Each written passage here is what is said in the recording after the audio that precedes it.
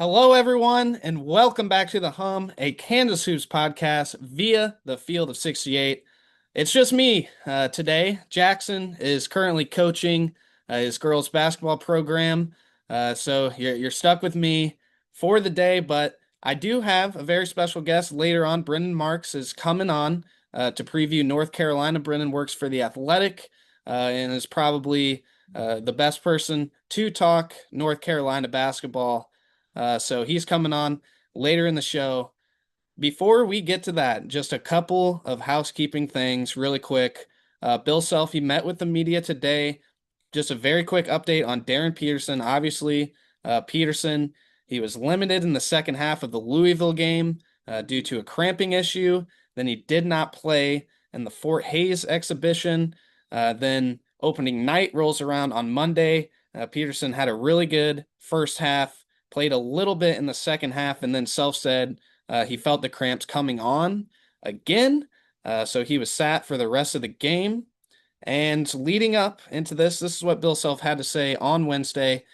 He said, it's concerning because we're not going to be near as effective him playing 16 minutes a game, but it's something that we don't anticipate being anything that lasts.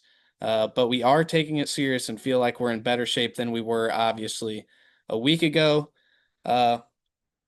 Really, really weird, situation here for Peterson, just battling these cramps. And it looks like though they are going to get better. I think we will end up seeing Darren Peterson playing extended minutes in this North Carolina game. And let's be honest, Kansas is going to need him to play extended minutes in the North Carolina game to get a win. Really looking forward to Friday, seeing a full Darren Peterson game, because if he can score, 24 against Louisville in like 20 minutes, 21 and 22 minutes on the opener, Darren Peterson is going to go for 40 at some time this college basketball season. It's just something that's almost guaranteed to happen. So I would love to see a full Darren Peterson game. I'm sure all college basketball fans, NBA scouts, everybody would love to see a full Darren game. So let's hope. Let's hope that we see it on Friday. Yeah, that's basically all I have to open up. Just wanted to get a little housekeeping, little recap out of the way. Let's send it to Brendan Marks to preview North Carolina. There is no sport in America that is more difficult to follow than college basketball. It can be overwhelming. That's where the Field of 68 Daily comes into play. The Daily is your go-to source for injury updates, recruiting news, and transfer portal additions that actually matter. For just $50 a year, get access to the same information that your favorite team's coaching staff is subscribed for. Quality content can be hard to find in the college basketball space. The Daily is here to help you with that. All right, everybody, welcome back to the Hum. As you can see, we now have Brendan Marks joining us. Brendan covers college basketball for The Athletic, specifically down there in North Carolina, where the triangle is buzzing right now. Duke and North Carolina both ranked. Will Wade doing his thing at NC State. So, Brendan, I'm sure you've been really busy, and that's why I can't thank you enough for coming on the second time that Brendan has been on the Hum now.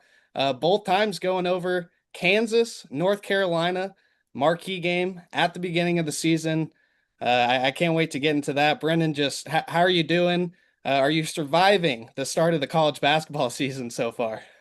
Yeah, no, thanks for having me. Always good to come on and talk hoops. Yeah, Triangle's buzzing right now. A lot of good hoops where I am. So certainly I'm excited to see what Will Wade does in his first season in Raleigh. But yeah, no, surviving. Not as tired as I usually am in November, but I'm sure that'll change here quickly, especially with the game we got coming up between Carolina and Kansas.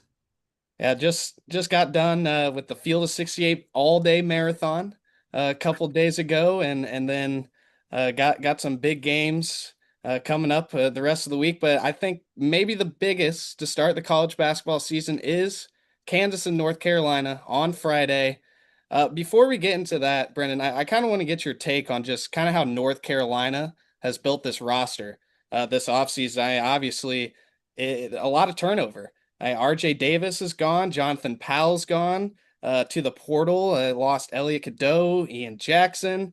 Vin Allen Lubin went over to join Will Wade's bunch. Cade Tyson is balling at Minnesota after not Balling having at balling. Minnesota. Yeah, after not having a great year at North Carolina, and then Withers and Washington, part of that front court, also gone. Really, Seth Trimble is the only major returner from last year, and then Hubert went out and got a 5-star, got Caleb Wilson, a couple of high school guards, a bunch of pieces from the portal, and then an international prospect, a guard. But what do you just kind of make of the roster construction? Yeah, for sure. I mean, you look at North Carolina last year, and Kansas fans saw this up close and personal at the beginning of the year. North Carolina looked a lot like I do, which is a problem because I'm 5'10". They had no size, absolutely none. And it's funny, I was talking to Hubert Davis this summer at Peach Jam and asked him, when did you sort of realize that that was going to be as pronounced of an issue as it was? And he said, I remember we were in a timeout during the Maui Invitational. I think it was against Michigan State down the stretch. And I'm standing up and I'm looking at all five players who I have on the court, and I'm looking down at all five of them, including my center, and I'm 6'5". So that was the number one priority for North Carolina, was reversing that trend and getting back. Historically, North Carolina has thrived with two bigs, getting back to more of that traditional mold. And so you look at what he prioritized in both the transfer portal and in the high school ranks. You mentioned Caleb Wilson, obviously coming in, has been everything and more they thought he would be, a top 10 prospect, leading North Carolina in scoring right now. Just like a really athletic, 6'9", do everything sort of forward. Around the program, he's drawn a lot of comparisons to Marvin Williams, which is certainly good company to be in. And then Henry Visar comes from Arizona and really gives them like a legitimate starting center with NBA potential. And those two have been huge. Jaron Stevenson on the wing, he's 6'10". I'm sure we'll talk more about him, but I think he's probably going to be guarding Darren Peterson plenty on Friday night. I think that's, part of the reason why Hubert brought him in, to be a defensive stopper against some of these bigger, wing scorers. And then, yeah, you mentioned the way they rounded out sort of the rest of the perimeter. Jonathan Powell's a shooter from West Virginia. Luka Bogovats, the international, who they just recently got cleared before the opener. Another shooter, can handle the ball. At point guard, you've got Seth Trimble, you've got Kyan Evans, who comes from Colorado State, can shoot the ball. So really, those were the two primary areas of focus for UNC and Hubert Davis this offseason. Get bigger, get better shooting, and then you can sort of figure out where the pieces fall from there. How's it played out? What have you seen so far? A couple exhibition games. Obviously, the opener against Central Arkansas, Caleb Wilson kind of went off, and that one just. What have you seen, and maybe what are your expectations for North Carolina this season? Yeah, for sure. I think the pieces fit. And, I'm cautiously optimistic that this can be one of the better and more consistent teams of Hubert's tenure. It's funny you mentioned RJ Davis being gone. This is the first year. It's year 5 for Hubert Davis. This is the first year that he has had all players he recruited. RJ was the last Roy Williams player still hanging around. So for that to only happen in year 5 is pretty crazy. But I do think this team reminds me a lot of North Carolina from 2 years ago, which was a number one seed, won the ACC regular season. Obviously had a heartbreaking loss to Alabama in the Sweet 16 when Bama went to the Final Four. But that team's strength was its defense. It was top 5 in adjusted defensive efficiency all year long at Ken Pom. Armando Bacot really stepped up as a rim protector. RJ Davis had to bail them out of a couple of games as a scorer, and that's the one difference this year. I don't know that they have that guy established yet, but defensively, this is a team that has all the bones to be top 10 nationally. You've got length at every position. You've got versatility. Wilson can guard 1 through 5. Visar can step out and guard on the perimeter. Seth Trimble's a great point of attack defender. That's really what this team, reminds me of and what I think it can become. The question is just who's going to emerge as sort of that go-to scorer.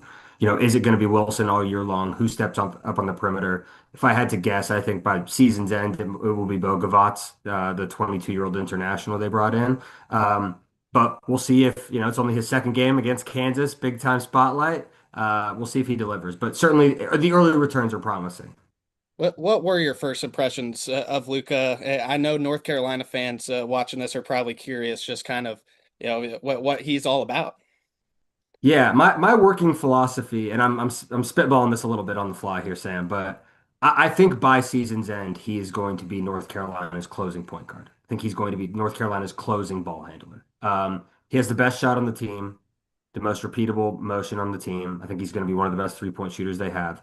But his ability to navigate the pick and roll, to identify open, teammates, to actually hit them when he's navigating the pick and roll and ball screens, his ability to decelerate and transition and slow things down and get him organized. I just think that, he might not be the de facto point guard, but I think he's going to be North Carolina's primary ball handler by the end of the year. And I think that the ripple down effect of that is huge. Seth Trimble can then catch and go off the rip. Kyan Evans can be freed up for more spot up opportunities, which is where he really excels. I think that, it'll take some time. He's been practicing like normal, even when he wasn't cleared. So like I don't think conditioning will be a factor. But figuring out his role in some of these minutes, I think will continue to be a work in progress. But he has the upside to be one of the three best players on this team and one of the best international players in the country.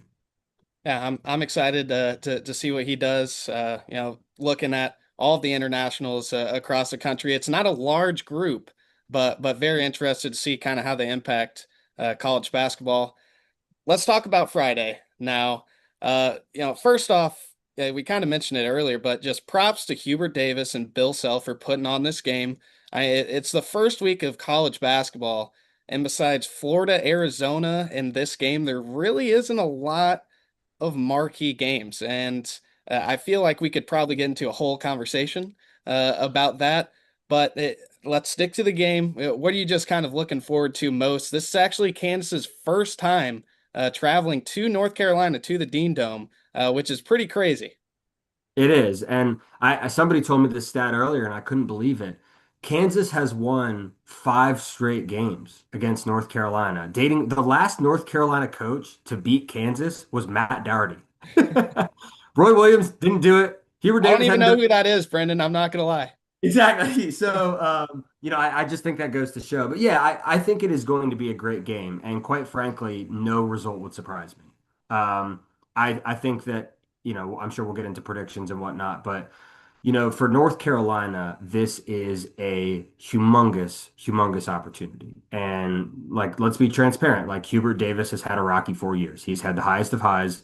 First year national championship game appearance. You beat Coach K in the Final Four, end his career. First time Duke and Carolina have ever met in the NCAA tournament. And then you become the first preseason number one in the modern era to miss the tournament altogether the next year. Like you, Preseason number one isn't nice to Kansas either. I'll give it's true. give That's it a true. pass on that one. That's true, but you can't at a place like North Carolina have the inconsistency that Hubert has, and this is a huge statement game for him at home.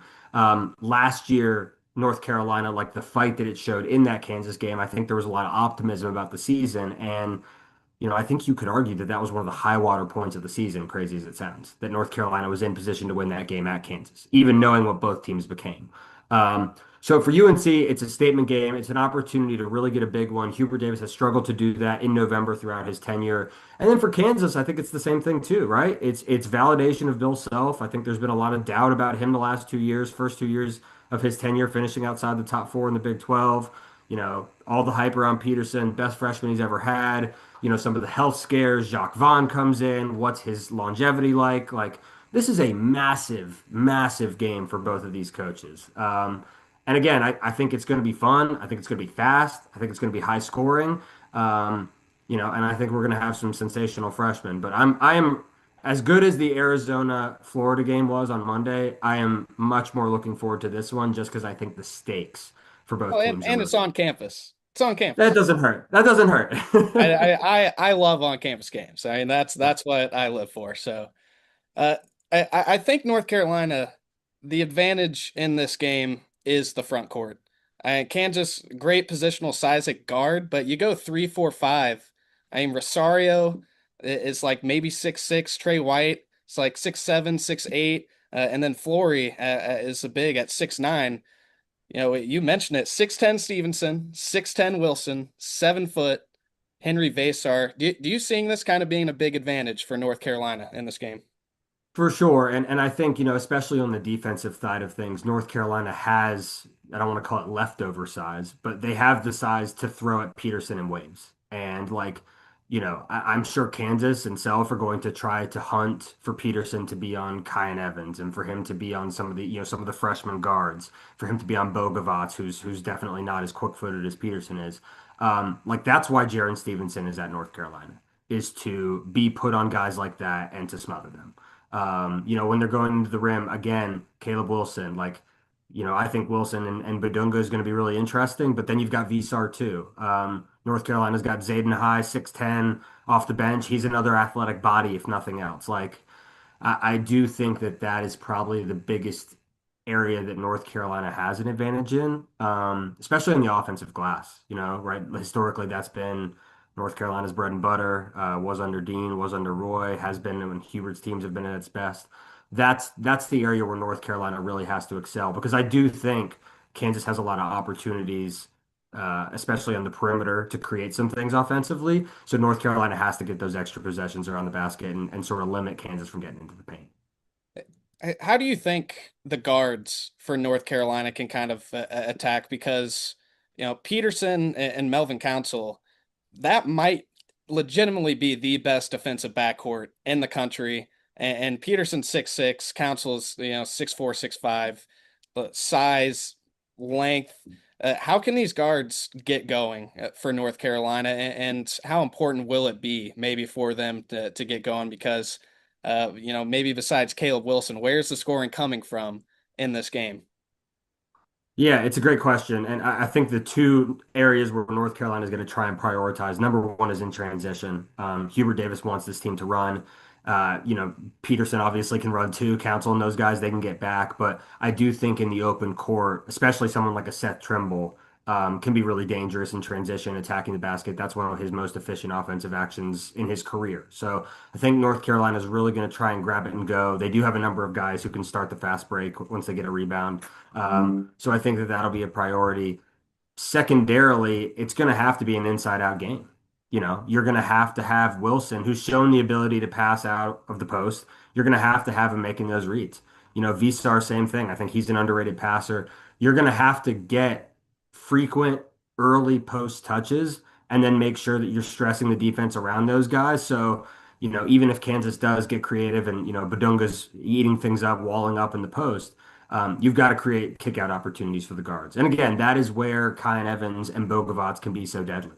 They can really spread a defense out. So I agree with you. I think that is Kyan Evans getting past Counselor Peterson? Most likely not. But can those guys be effective? Can Bogovats be effective as perimeter-oriented scorers who are playing off of North Carolina's strength in the paint? I think that's going to be a key priority for the Tar Heels. Yeah, I think it's going to be a chess match. There's a lot of moving pieces here, so it's going to be interesting. I want to hear your keys to the game. We're going to get some predictions and maybe a score prediction. I'll go ahead and go the Kansas side here to start. Darren Peterson playing basketball in the second half, I think, is probably the biggest key for Kansas. If you were not aware, been dealing with some cramping stuff, was out most of the second half and the opener. Self said today, that he's feeling good, so hopefully won't be an issue for Kansas. But if Darren Peterson plays a majority of the second half, I think Kansas has a pretty good shot. Defensive rebounding, cannot let Carolina, as you're talking about, get those second chance opportunities and kick it out to those shooters, especially for an undersized Kansas team, 3 to 5. I think defensive rebound is probably going to be the biggest thing. And then don't turn it over. It feels like kind of, just the simple things here, but they really do matter. And I'm going to go a little low scoring. I'm going to go 69-65 Kansas in this one. Okay. Okay, fair enough. Yeah, I think certainly the glass is going to determine a lot of things because if North Carolina can get those second chance opportunities, that's why this team was built the way that it was, right? It was to get back to that. So I think that's going to be huge. Caleb Wilson and Visar have both shown the ability to do that. Doing it against Floyd Badunga is a little bit more difficult, but I think that's going to be huge. The other thing I would say for North Carolina is it's got to be not letting Peterson beat you.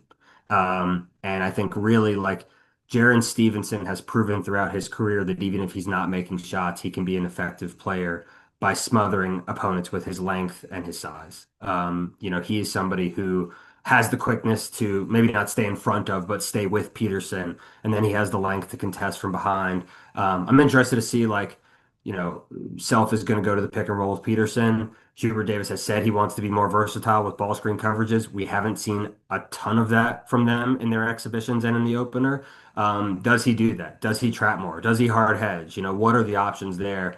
But how North Carolina defends Peterson, like you said, if he starts going like he did against Louisville, for example, you know, it's hard to get that train slowed down once it's going down the tracks. However, I'm actually going to differ from you here, and I'm going to say I think North Carolina wins this game. I think the totality of North Carolina's parts, playing at home, the stakes surrounding this team, that was a huge boost for Kansas in last year's game. You know, being able to play out the fog. So I'm going to go North Carolina wins 77 to 74. Again, I think it's going to be close. I don't think either of us is expecting this to be much of a blowout.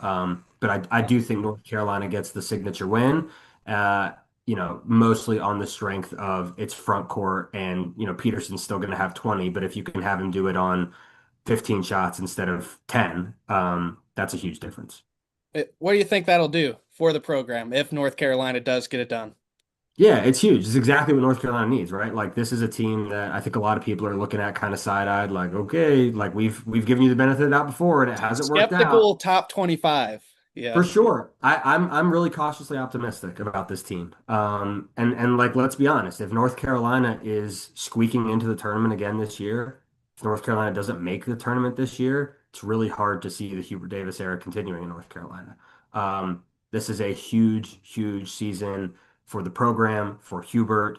And getting a win like this is the thing that frankly has eluded them in past years. So I again it would be the sort of win that validates all of the tinkering and decision making and everything that Hubert Davis did from March with hiring a general manager up through, you know, now. And it would set up, not that it's not already going to be, one of the more enjoyable and more fun seasons of triangle basketball with all three schools that we've seen, you know, probably since like 18, 19.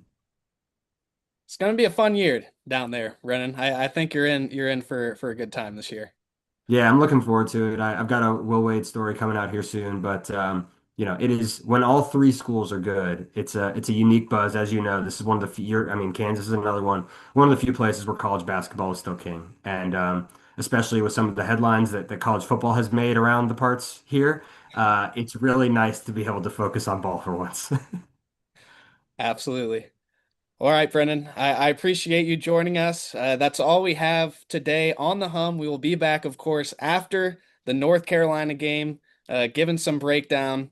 Thank you, Brennan, for coming on. And who knows, you know, with Kansas going to NC State, might have you back on pretty soon. I don't Hey, think there's anybody better to talk to down there. So let's do it. I was gonna say I was talking to my colleague CJ Moore, who's obviously based in Kansas City, and I think I'm gonna see Kansas three times before he sees them play once because yeah. I'll see him here, I'll see him at Champions, and then I'll see him at NC State. So yeah, excited to see how the season plays out. I think Kansas is probably one of the more interesting teams in the country this year.